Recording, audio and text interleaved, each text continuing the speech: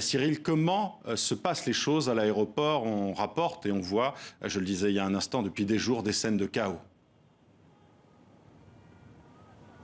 Écoutez, l'aéroport, depuis plusieurs jours, évidemment, cristallisait toutes les tensions, puisque c'est le seul point de sortie et qui est en fait qui cristallise les tensions, parce que c'est deux mondes. L'aéroport est sécurisé, je le rappelle, par des milliers de soldats américains et des forces spéciales de l'OTAN. C'est encore un sanctuaire occidental sécurisé. Et dès qu'on passe la porte de cette enceinte, notamment de l'aéroport militaire, on rentre en pays taliban. Et c'est là qu'entre les deux, entre les forces talibanes et les forces occidentales, il y a des milliers de réfugiés. Et nous sommes allés sur la porte nord, donc, où l'ensemble des candidats à l'exil se pressent. Et je peux vous dire qu'il y a depuis ce matin une énorme tension à cause de ce compte à rebours, puisque ici dans la rue, tout le monde pense qu'on vit les dernières heures de ce pont aérien qui, je le rappelle, est presque inédit dans l'histoire humanitaire, et qu'il y avait des milliers et des milliers de femmes, d'enfants et d'hommes qui se pressent vers cette porte, et une énorme tension de la part des forces de sécurité talibanes. Il y a des tirs en permanence, des coups de fouet. Donc c'est sans doute une sorte de réalité, de voile qui se lève sur la nouvelle réalité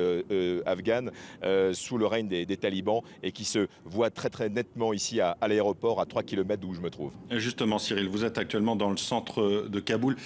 Quelle est la situation?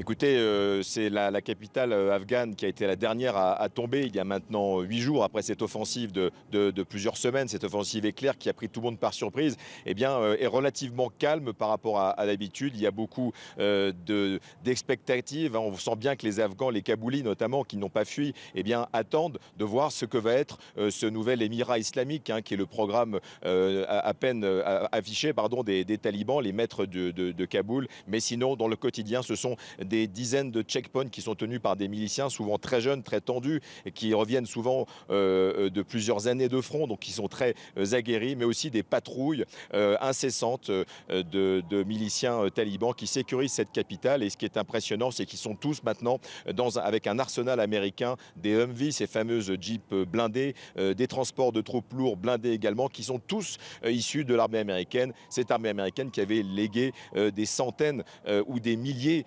de pièces militaires à cette armée afghane qui était censée défendre le pays et censée défendre Kaboul. Mais là, on en est là effectivement à quelques jours de cette évacuation générale de l'armée américaine, et l'émirat islamique qui va sans doute se dessiner assez prochainement. En tout cas, c'est le dessein avoué des talibans qui sont maîtres du pays désormais. Merci Cyril Paria en direct de Kaboul avec nous.